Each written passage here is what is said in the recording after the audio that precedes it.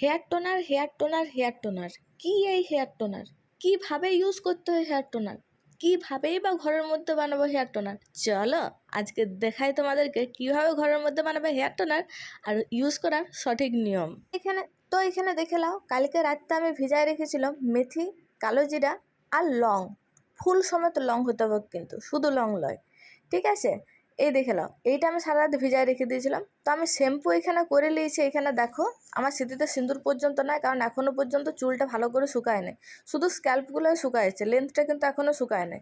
ঠিক এই মুহূর্তে স্ক্যাল্পটা শুকায় গেলে, একদম নিট অ্যান্ড ক্লিন যখন থাকবে তোমার স্ক্যাল্প, তখন তুমি ইউজ করে নেবে এই হেয়ার টোনারটা।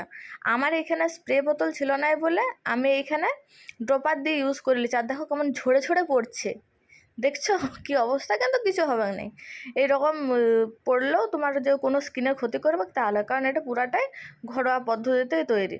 তো এখানে দেখলাম ভালো করে আমি স্ক্যাল্পে এটা অ্যাপ্লাই করে নিচ্ছি। অ্যাপ্লাই করে নেওয়ার পরে পুরা মানে মাথার পুরা স্ক্যাল্পে অ্যাপ্লাই করে নেবো। তারপরে এটা ভালো করে ম্যাসাজ করে নিতে হবে, না সাথে সাথে কিন্তু লয়। হেয়ার টোনারটা দেওয়া হলো তো স্ক্যাল্পের মধ্যে 10 মিনিট তুমি রেখে দিলে, তারপরে হালকা হাতে ম্যাসাজ করবে। কি হয় না, হেয়ার ফল হয় না এটা লাগালে?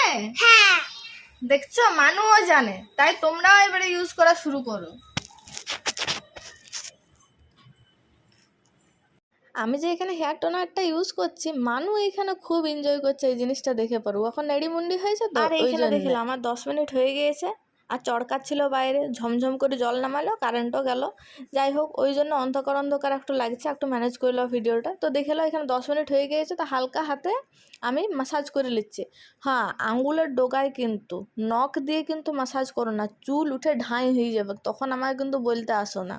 আঙুলের ডোগা দিয়ে এখানে ভালো করে দেখো চুলটা হালকা হালকা হাতে 5 মিনিট ধরে ম্যাসাজ করি। তারপরে এখানে টোনারটা আমার ইউজ করা হয়েছে। তো আমি এটা ন্যাচারালি ড্রাই হতে দেবো, কোনো হেয়ার ড্রায়ার আমি কিন্তু ইউজ করি না, ঠিক আছে। তো এই দেখো এখানে ভালো করে আমি এবার চুলটা শুকাই নেবো। তারপর রেজাল্টটা দেখো, জাস্ট রেজাল্টটা দেখো, চুলটার অবস্থা দেখো। এই হেয়ার টোনারটা ইউজ করার পরে চুলটা তো সফট হবে, কি শাইনিও হবে, আর হেয়ার গ্রোথও খুব ভালো হবে।